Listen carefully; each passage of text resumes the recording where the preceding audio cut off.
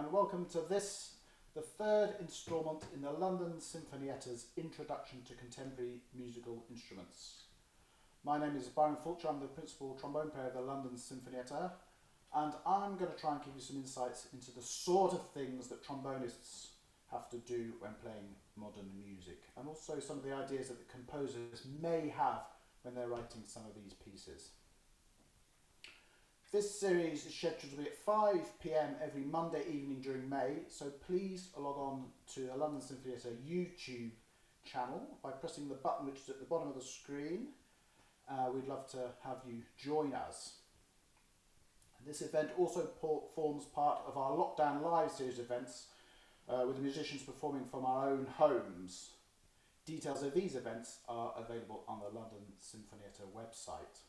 All of us at the London Sinfonietta are very grateful for support given to us by the Arts Council, who support all of our work during the year. Also, many thanks to the various trusts, sponsors and individuals who help us out, especially at this time.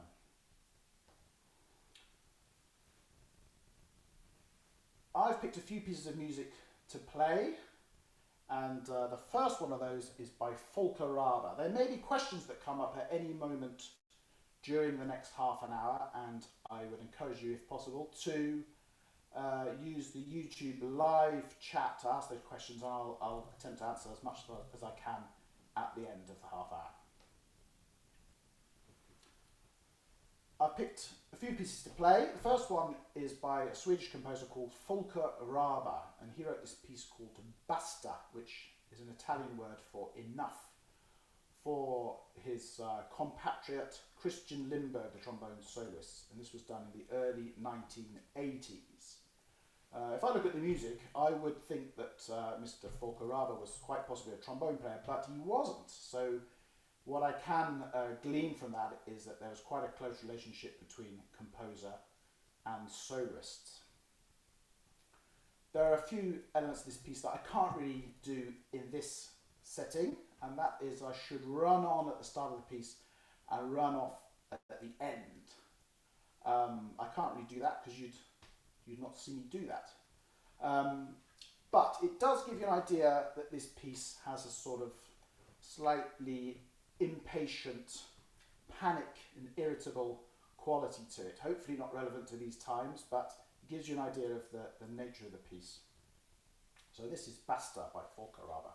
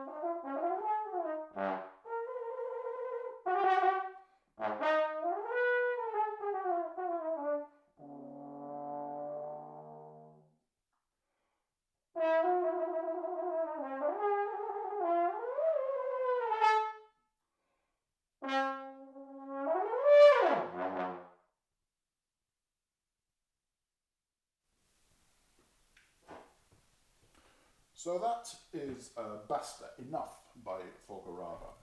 So I'm sure you're wondering, what is all that about? Why did I do a lot of those things, all of those effects, and what is the point of them? What do they mean? Well, you've probably noticed there are at least four different distinct characters. Not necessarily people, but distinct ways of playing the trombone. Possibly describing people's character.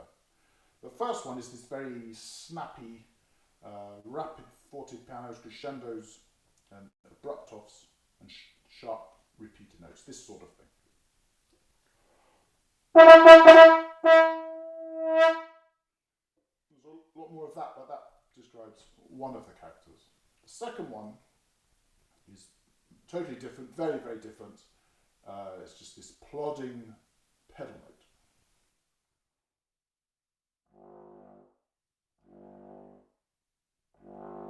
And that comes a few times, quite a few times during especially during the first section of the piece. The next character is this scalic sort of idea, which is quite unusual for the trombone to be written for like this, because the slide is going out and the notes are going up. So you'd normally think the slide comes up, the notes go up, but here I'm going across the harmonics, so you get the same effect as maybe a valve instrument playing, changing the note with the valves, but that sounds a bit like this.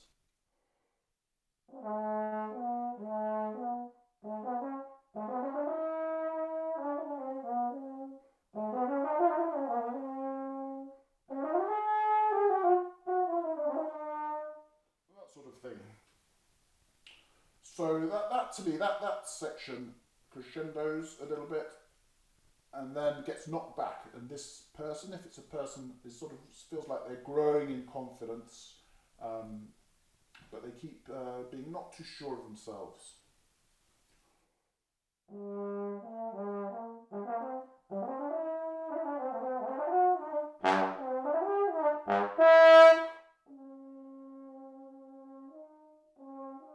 And that happens a few times.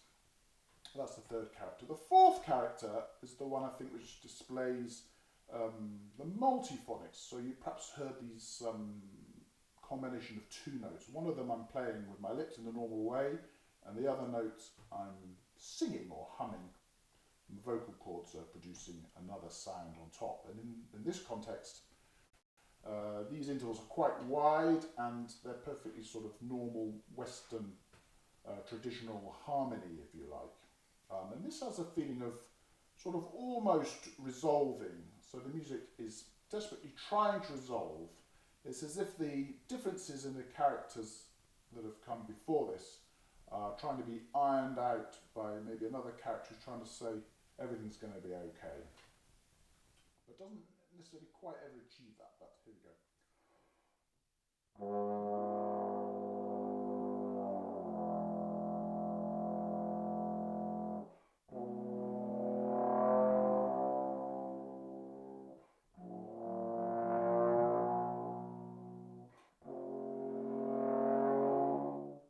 Carries on like that, desperately trying to find some ending, some resolution.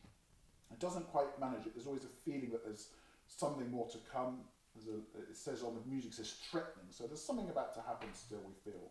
And sure enough, it comes. It's the argument, possibly the argument between these characters, or the storm. But during this argument, let's call it the argument, everybody really sticking to their type. Everybody sticks in character. So what we get is little snippets of all the previous bits of music rotated and cut into very small bits and given a rapid fire treatment.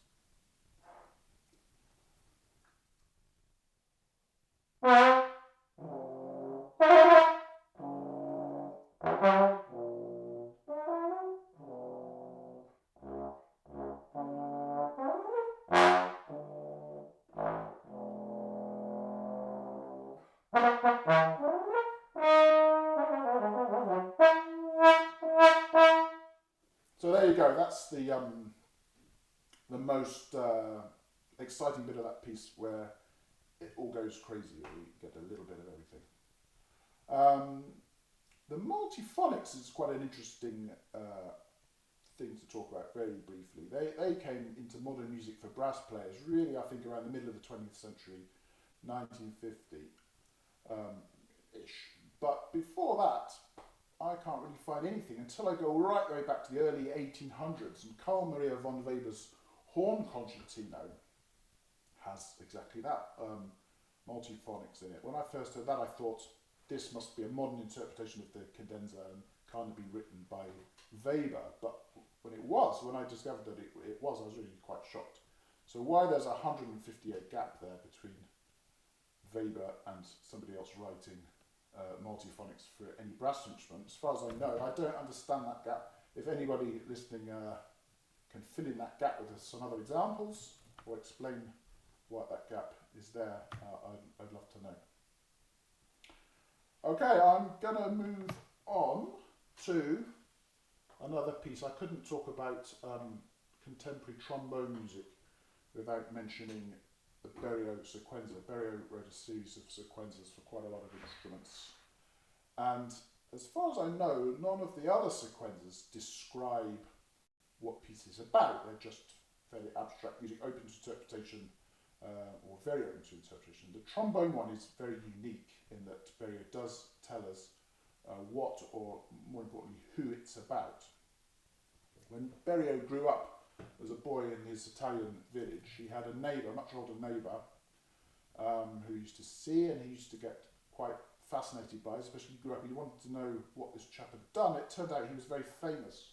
He had been a famous clown visual artist, and he was called Grock. You can go on YouTube and see clips of Grock. And Berio wasn't so much interested in what Grock did, but in his character, and the difference in his character between his performing character and what he thought of the chap who lived in his village.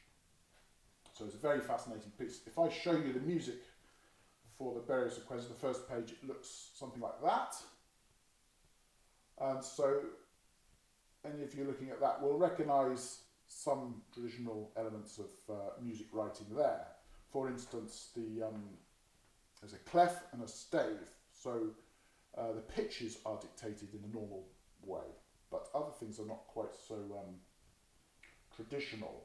So I don't have any time signatures, for instance, so this gets around the idea of it feeling rhythmic. It's not at all rhythmic. If you have 4/4, then the beats are divided evenly within the bar, and then each beat might be divided up into quavers, semiquavers. Everything's very divided up in a very regular way. But with this, I've got just a bracket which describes how long, how many seconds a certain amount of space on the page takes. So it's still highly dictated, but it certainly isn't rhythmic. It's not random, it's still quite highly organised, but it's doesn't come across as sounding rhythmic. Another thing to notice is, I don't know how you can see that, the numbers in the circles, they are really just a straight replacement for the dynamics. So I have numbers 1 to 7, they tell me how loud to play, so that could equate to, say, 3 pianos, piano, piano, mezzo piano, mezzo forte, forte, fortissimo, that's 7. So that's a fairly straight swap. Underneath I have another line, which is really the directions for this thing. This is my mute, this is my plunger mute. And I'm going to talk a little bit more about mutes later on, but this is something I put over the end of the bell, and if I put it fairly close, it stifles the sound degree, and then if it's open, it sounds not like it's not muted, and of course you've got everything in between. So that's another line of music. It looks a little bit like a cardiograph, a heartbeat. And I think that probably is about as irregular as my heartbeat becomes when I play this piece, but that is actually the plunging directions. And the other thing which you'll hear, which is very small, I don't know if you can see that, are some vocal sounds. And I have to, away from the mouthpiece, I go ooh, and ah, and ooh, ah. And do some funny things like that. So I'll do that and then describe why I do that. So this is just the first section of Berio Sequenza number 5 trombone.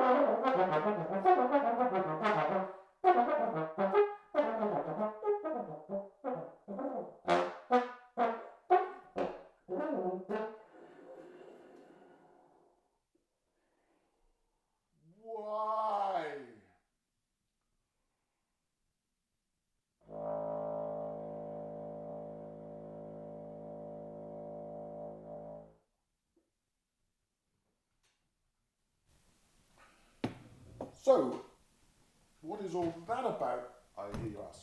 Well, the title Sequenza suggests that there's a sequence of notes at a certain point, and that point turns out to be quite a critical moment. The notes are, there's an 8-note sequence. That's the 8-note sequence. But as soon as the 8-note sequence is formed, and it's formed largely from the notes that you've had a little hint of before this moment. So those sort of notes, they add up gradually through the first couple of lines, and I reach the point where we have the full sequence. And as soon as I play the full sequence, it begins to break down, and that's what we're led to believe is happening to this character, to this clown in his performance. He starts off quite happily performing, but something overtakes his performance, and he reaches this point where it all goes to pieces, and this is the moment.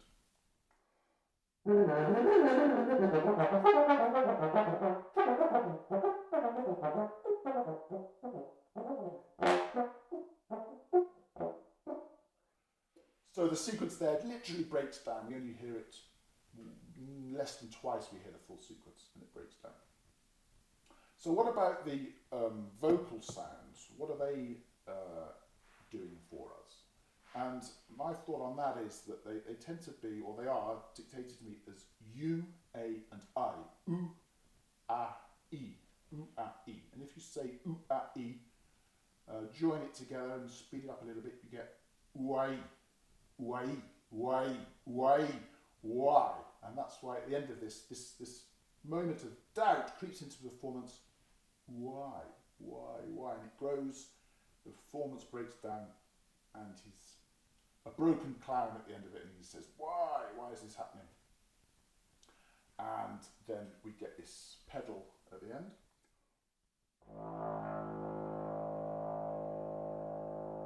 That's the fundamental home position note on the trombone. So that to me sort of signifies rock bottom. This character's hit rock bottom. So that's my thoughts on just the first section of the Barry Sequenza. The rest of the piece really is very tragic, very dark, but it has got some interesting techniques in it.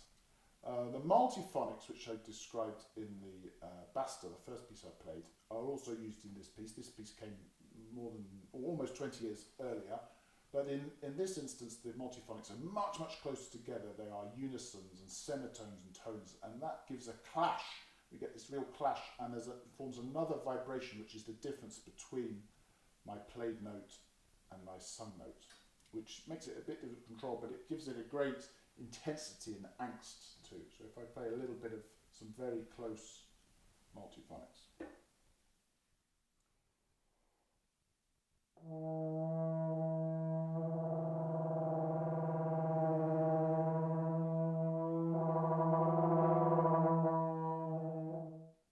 You get that sort of effect, that very tense, discordant effect. The other thing that Berio does in the Berio Sequenza is, obviously on a brass instrument you have to stop, usually inhale and carry on with the music. But when you're on your own, that sort of tends to break the music up, possibly a bit more than Berio wanted. So he invents, I don't know if this has ever been used before all synths, but he invents this idea of inhaling through the instrument and getting the vocal cords to vibrate with a written pitch. So if I play a normal note and then play the same note inhaling,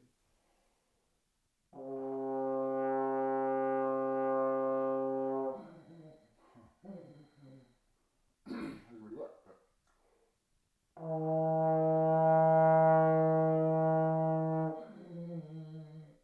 so there you go. So you get the inhaling, and he hides a little bit of that by tapping the mute on the bell when I do that. And it covers up the breaths. On the one hand, it covers up the breaths. On the other hand, what I think it's possibly signifying is that this broken character is sort of sobbing. So he's going, and then we've got 2/3 of the piece is really some very dense and quite dark bit of music with a possibly sobbing sort of character. So that's all I was going to say about the Berio Sequenza. An amazing piece. I had the chance to perform it a few times, and it's great fun. So I'm going to move on to two movements of a piece written for me 3 years ago by Cheryl Frances Hode. And these pieces are called McQueen Sketches. And the McQueen Sketches use quite a lot of mutes. So I was going to run through a quick demonstration of the other mutes. So I've just shown you the plunger mute for the Berio. If music, orchestral music or any music just says mute for trombone, we tend to use this one. This is just standard metal straight mute, which gives the sort of metallic effect.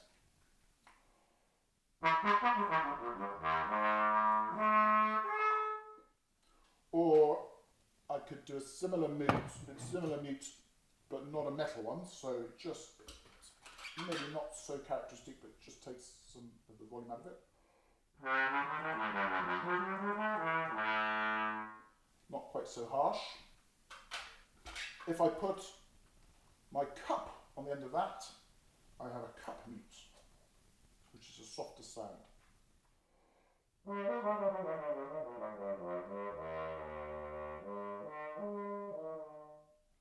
Much softer sound. And then I could use a hammer mute. This rip mute is a hammer mute, sometimes called a wah-wah mute, and this is used quite a lot in contemporary music. Use it quite a lot in the group, in the Sinfonietta. I have the ability to put my hand over the end and change the sound, so you get the sort of slightly speaking effect.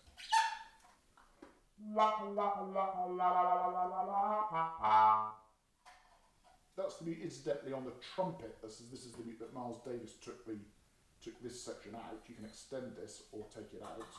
Miles Davis took that out. Maybe I'll do that. And made that a famous sound on the trumpet. Not so much the trombone, but you might recognise it.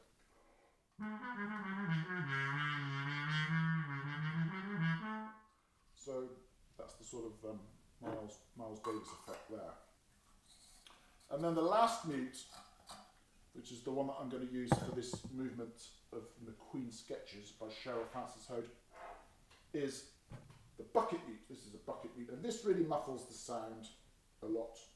It's got like a bit of cloth in there, a bit of wool in there, and it soaks up a lot of the sound. Mutes are very important for trombonists in a group like the London Sinfonietta. So in an orchestra, in a full orchestra, you may have 3 trombones, but you might have 30 violins, so maybe 1 trombone balances with the equivalent of 10 violins, maybe. In Sinfonietta, we've essentially got 2 violins actually, and one of everything else, one of every other string instrument, 1 woodwind, 3 brass in total, and a percussion, things like that. So very often, if the trombone is to balance with those other instruments, we'd be playing in the low dynamics all the time. So the way to get intensity required is to use the mutes, to just take some of the sound away, provide a balance, and that's the job. So this piece is one of Cheryl's McQueen sketches. The McQueen in question is Alexander McQueen, the fashion designer, and Cheryl went to his display of his sketches of his dresses, I think it's true to say, and she even wore one of the dresses to the premiere, which was great. It's got some effects, it's also got some multiphonics in it, but they're neither as wide as the multiphonics in the Basta or as narrow as the ones in the Berio. They're in between, they're sort of thirds, quite fairly close. And she also uses a lot of flutter tongue. The question of how to flutter tongue came up, I think, last week with the clarinet introduction. And Mark quite rightly said, well, you with the air flowing, you roll the R, you roll the tongue like you're rolling an R. Somebody asked, what do you do if you can't roll your R's? And actually that is difficult. There is a sort of substitute, maybe growling in the throat a little bit, but you pretty much need to be able to roll your R's to play a lot of contemporary music. If you can't do that, you're probably going to find it a little tough in a few pieces. And this one would be one of them. So there's a lot of muffled, flutter tongue, bucket mute stuff in this movement.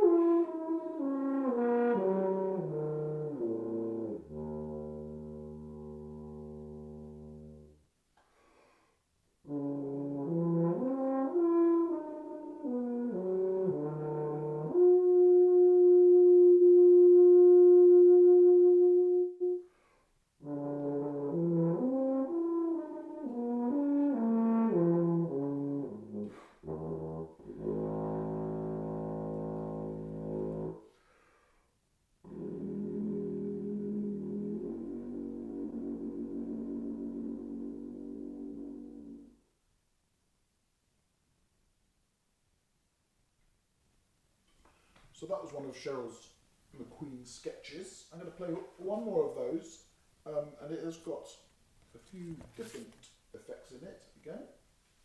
So I'll just mention those. No bucket mute, so I'll get rid of that. And this sketch has got some quarter tones in it. Quarter tones on the trombone are really straightforward. They're based on the slide, positions on the slide are semitone apart, so quarter tones just in between the positions, pretty easy. I always thank my lucky stars. We turn up to rehearsals with a lot of quarter tones. It's not dead easy. You have to. It helps if you've got a good sense of pitch, obviously. It's not dead easy, but compared to what the woodwind players have to do, finding new fingerings for all their quarter tones, it surely is, I've got the easier end of that stick. So it's got a bit of quarter tones, which is really just, in this context, they're typically note bends. I just go up a little bit, not a full semitone, a little bit, and then back down. It's also got tongue slaps. Tongue slaps, they're called. Tongue slap is when I push a little bit of air through the instrument, but then I cut it off by pushing the tongue through the teeth, through the lips as well, and it comes to an abrupt stop. So there's no sound coming out before, and as I push the tongue into position, you get a little vibration, I think, of the air in the instrument. Just gives a little vibration of the fundamentals. So it's quite an interesting effect. So this is another McQueen sketch.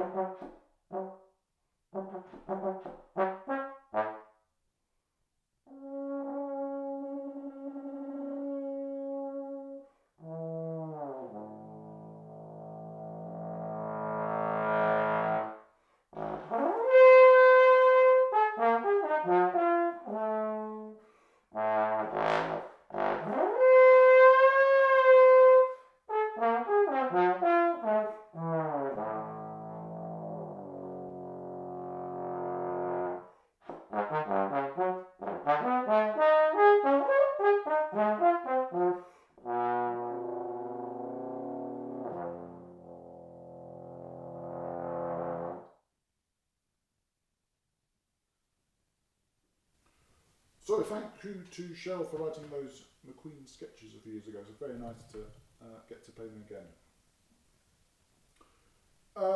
So hopefully there are a few questions. I think there may be a few questions about stuff that's come up in the last half an hour. I have to look a little closer to the screen here to read these, but here we go. Well, I loved hearing about the content. It's really interesting. Such a gap between writing trombone multiphonics. There is, as far as I know, there is this huge gap in brass multiphonics. Apart from varying how close or dissonant they are they generally used in the similar way now as in the 1950s, or by Weber, or have composers changed, developed how they use them? Okay, the Weber concertino is lovely harmony. He writes a note, the horn player sings another note, and you can achieve another two notes as overtones. So you get these, hopefully with a bit of practice, you get these perfect blended normal diatonic chords. It's quite amazing. I would tell you to go and listen to it. So the multiphonics I've done here today have been a bit of everything else, really. The Basta is the one, the first piece is the one with, in a way, the closest to that. You can sometimes hear other notes in those chords. The Berio is completely different. That's not trying to achieve that at all. That's trying to achieve the other vibration, the difference between the two notes that I'm playing. And then Cheryl's piece is a lot of major thirds. That the first piece of hers that I played, they're quite normal harmonies, if you like, thirds and fifths. But you can do all sorts of things. You can even scream very high. In fact, the other bit later on in the Berio, there are moments where the gap between the played note and the sung harmonic becomes very large. So if I play a unison note and then sing up,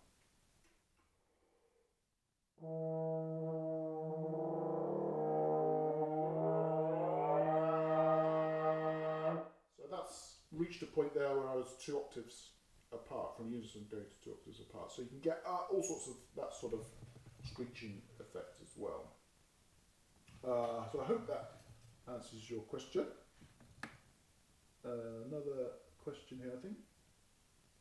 Really interesting that you have used mutes for London Sinfonietta sized groups. Do composers tend to account for that and write use of mutes, or is that largely left to you as a player? It's generally speaking, it's written. So there's 2 things going on there. One is just simply taking some of the sound out of the trombone to make it balance with other instruments in the group, especially not all the other instruments, of course, are necessarily playing all at the same time with the trombone. So if you want a trombone with a viola, you might want to simply put a mute in to affect the balance. But of course, you've got these mutes are different to each other, so they affect the sound in different ways as well. So you've got all those things going on. You've got a sort of palette of different sounds, and that is the whole point, I think, of the makeup of the Sinfonietta. You've got one of everything, so it's endless, the combinations. It's not so much about the blend and the mass that you get with a string section as a symphony orchestra. It's about those individual flecks of sound. So the mutes expand that even further. But generally speaking, the composers, they know that. They know what they're doing, especially the good ones, and they would specify what mutes they want me to use. Occasionally, particularly if maybe it's a new piece and they haven't heard it before, they think, okay, that's not really working, let's put a mute in there. It does happen, but generally speaking, it's notated.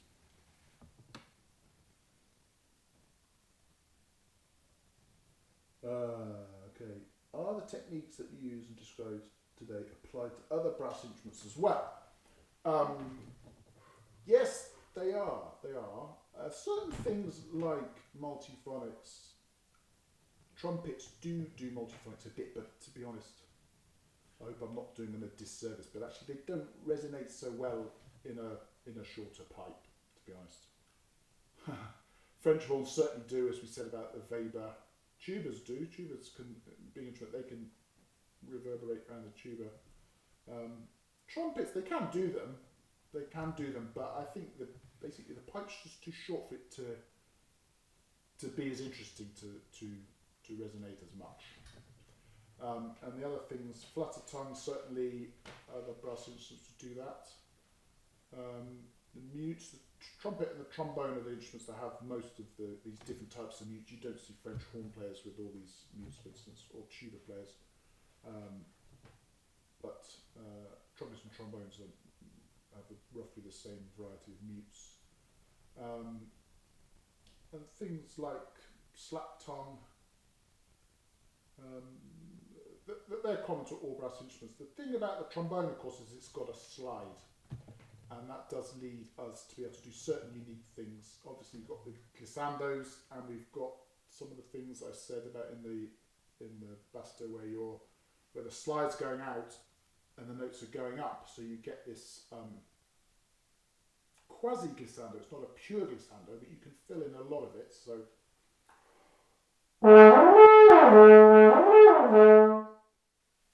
That sort of thing. It's against the slide. That was on French horn. That's often called a rip. So you hear that in a lot of maybe film music or something on a French horn. For some reason on a French horn it tends to be called a rip. On the trombone it's called an against the slide glissando or a quasi glissando. So, but it's the same thing. but you probably wouldn't do that on a trumpet or a valve instrument so much because it's a bit too cumbersome. You wouldn't probably get the valves to go down and come up quick enough, so that would perhaps be less effective on a trumpet. Okay, I've got some more stuff coming through. One more questions. How did you get to know all these contemporary pieces in the first place? Well, the Basta, I think, as I said, was written in the early 1980s. I became a student in the later 1980s, and I first heard it as an slightly older student than me played it when at the college we were at. And I remember thinking, wow, that is absolutely incredible. I'd never heard anything like it. I really hadn't. I thought it must be possible if I can ever play that. I really got somewhere. But actually, so it reached this point for where really only a few people played it, whereas now it is a very much a student piece to learn. And many people play it now. Very popular. But it sounds very difficult. It is quite difficult. You need to have a good sort of technique to play it, but when you get into it, it's actually really well written for the instrument. All those effects work, and that must be the influence of Christian Lindbergh, the soloist to whom it's written for. So it's quite highly notated. All those multiphonics are in the point where the instrument resonates quite easily. All the slurs, it tells me all of the slight positions, so it's really well worked out. So it's not very easy, but it is very well written for the instrument. The Berry Sequenza is another one of those pieces that written for a few people, but there's been this growth. More and more players play it now. I can't really do the Berry Sequenza justice in just a few minutes here. Hopefully I did justice to a bit of it, but some of the ideas of what it's about just come from the time I spent with it. Berry only gave us a little bit of an idea of what it's about. He didn't say as much as I've said. Some of that is my conclusion. Some of it he does point us in a certain direction, like so. But that is also a well-known piece for trombone these days. So I'm not off the beaten track there with those two pieces that I played. And Cheryl's sketches were commissioned by the London Sinfonietta a few years ago. They were commissioning solo pieces all the time, shorts. Some of them are called shorts. I think there's a series of shorts going on in this lockdown live events at the moment as well. So you could log on to the website and see these pieces that have been written, commissioned and written for London Sinfonietta players. And so that is not so well known in the trombone fraternity at the moment, I would say. Hopefully, maybe it will be a bit more after today, even, or gradually come into repertoire. I like it. It's really got some interesting things in it. There is another movement that I didn't play as well, so that would be good for that to become a bit more mainstream repertoire. Would be great. That's all the questions. Feel free to wrap up. It says, okay, I'll do exactly that. Please tune in, they say, or log on, I think probably what we should say now, to next week is Introduction to Contemporary Horn, given by Michael Thompson, horn player in the group, so that'll be 5 PM next Monday. And until then, thank you for watching this. Stay well and stay safe. Bye for now.